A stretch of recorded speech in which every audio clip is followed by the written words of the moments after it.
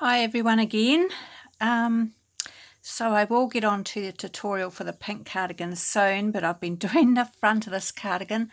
You can actually see the colours now. It's very cloudy, but hopefully the sun won't change, but you can see the emerald green and the lovely blue that I'm doing.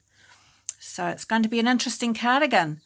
But anyway, I just wanted to show you once again on how to put the pocket linings in. I do have a tutorial in my tutorials playlist, but while I'm doing this again, I just thought I would show you again how I get myself started. So I'm doing both fronts at the same time. So of course the button band will go here. So I like the pockets close to the button band on each side. So I'm going to count 6 stitches in and put a stitch marker. You can put it 10 stitches in, 15 in, 2 in, where you place your pocket, and I'm going to try and put it with the cable. Will be running up the middle because of course it's a pocket lining, it will go at the back, but I try and have it so it's in the middle with a cable. But anyway, I'm just doing a bit of a guesstimate. So I'm going to count 2, 4, 6, and then I'm going to put a stitch marker, one of these little pin-shaped ones. They break often on me. Going to put it 6 in, and then I've got 22 stitches on my pocket lining. You make them the size that fits your hand. This is just a little pocket where I can reach in with the tip of my hand and grab a tissue. So it's only 22 stitches wide. It's not very wide and it's not very long. It just sort of comes down to about before my thumb. I'm not going to walk around with my hands in my pockets. So then what I do is I count 22 stitches in, 2, 4, 6, 8, 10, 12, 14, 16, 18, 20, 22.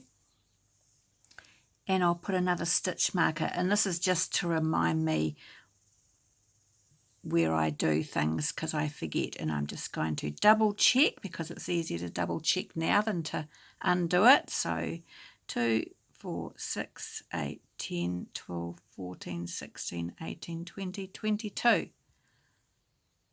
So I've got my pocket just on one of these, belonged to my mum years ago, and I've got one of these really long, thin, I suppose you call it an old cable needle, double pointed needle they call them overseas. It's a very thin one. I have been having trouble showing you how I do my cables using these thin ones, and I did manage to go out and buy a size 5 to match my needle just the other day. So because I want it right side up and I want to start knitting from here, I'm going to just very quickly take it back off here. So when you knit these individually and you put them onto this big pin, I'll call it, it will just end up just being the wrong way to start knitting it, to keep the right side up.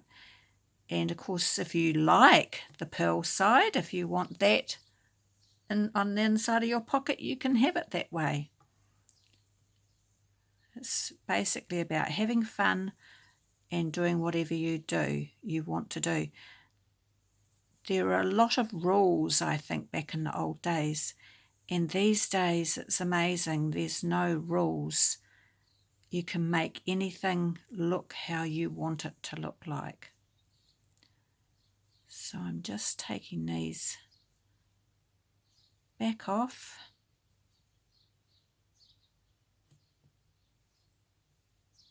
Make sure I don't lose it off the other end, and I'll just place it there for now.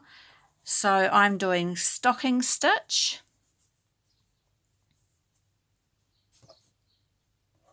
So I'm just going to knit. Now how you hold your yarn and needles is totally up to you. I do this the old-fashioned way. I think the new way they call it continental. I don't know what you call this. I call it the old-fashioned English way, maybe. They say throwing yarn. I didn't get it, but we're throwing our yarn around the needle like you're throwing. But anyway, there's people call things lots of things. I don't have a name for things. And that's why I like to learn visually by watching YouTube, because I watch what they do with their stitches for crochet and knitting. I don't worry about how they're holding something, because if you worry about how they're holding something, it can actually start to confuse you. My yarn just got a bit tangled there. Oh, am I in? Not even looking at the phone to see if I'm in view. So I've gone up to my stitch marker and I'll take that off. Oh, I've picked up something there because I'm actually going to have to undo it. Now, I'm not a professional. I'm just a beginner showing other people how easy it is to do things. And my motto is give it a go. So I'm going to hold it at the back of my work. It's not a patch pocket on the front. And I'm going to actually knit using my needle. I'm getting tangled up with my yarn here. Oh, I've done it again. I did this on another cardigan. See how I've picked up the yarn from the lining and then eventually it finishes. Don't do that. Don't do my mistake. Make sure you're picking up the yarn from your actual knitting. Ah, I'm glad I showed you that, but yeah. And so you just knit. I'm getting tangled with everything here today. You just knit, and that comes off really big. You just have to keep pulling that in tighter. And of course, everything goes wrong when you're filming to show people. So you just knit these 22 stitches into your work. And I just keep pulling that a bit tighter. And you always look like you have a gap, but once you start knitting on the purl side, that gap just magically closes up, especially if you keep pulling it tighter. So pockets are really simple, but I'd love to learn a different type of pocket that I've seen on some knitting patterns. I'll show you that in another video. I'll show you the pattern I got. And I'll show you some of the buttons I've found, because I had to go looking for buttons for a different cardigan I'm doing. And I'll show you the yarn I got for my socks from that yarn sale at Knit World the other day. I don't know if you saw that video. It's still a bit out of my price range, most of the things in the yarn sale, but it's nice to go and have a look. So now I've joined my pocket lining, and I'll just pull that tighter at the back again. So then I will go back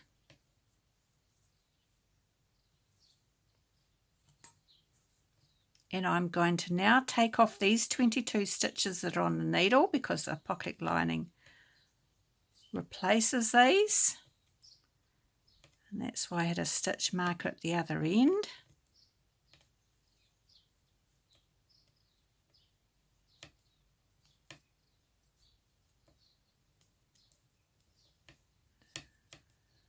So I hope you're enjoying my little tutorials. I mean, they're not professional.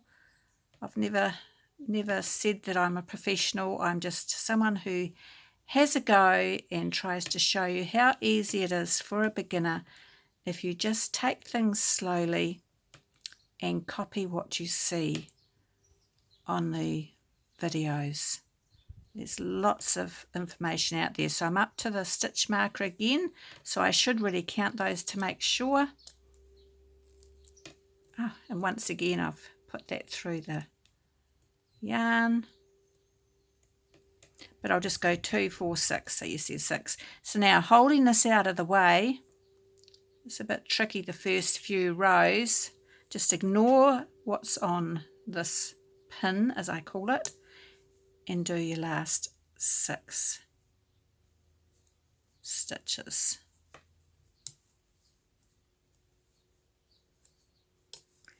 So it's a lot easier than what people think. They think I can't do cables and I can't do pockets and I can't do this. But I don't know. You can see I'm just getting a bit tangled up in that pin.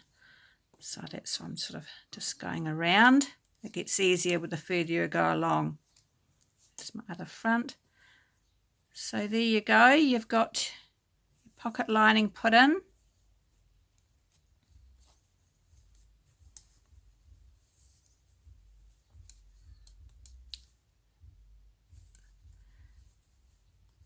So I don't know, I didn't really count each side of the cable to see if it's centered. I'm not worried about it being too fussy, but that's where it is. And then later on I'll come back and I'll transfer these stitches onto this so I can then knit them with my size 5s, and I'll do a bit of ribbing, just about 6 rows I usually do.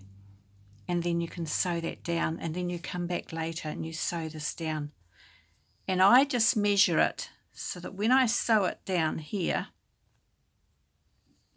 it'll come to, I don't want to stretch it too far, but just enough it'll come to the top of the ribbing here.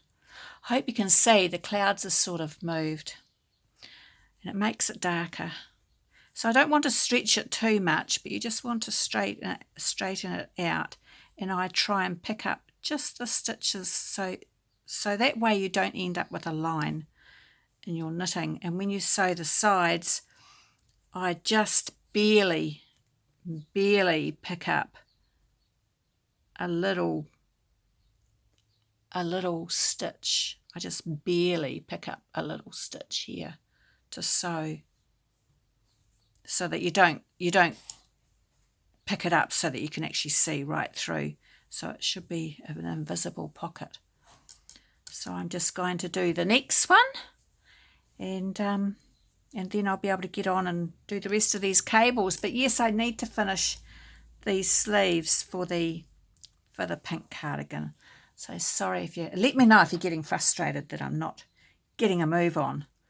So I'm just going to do the next side.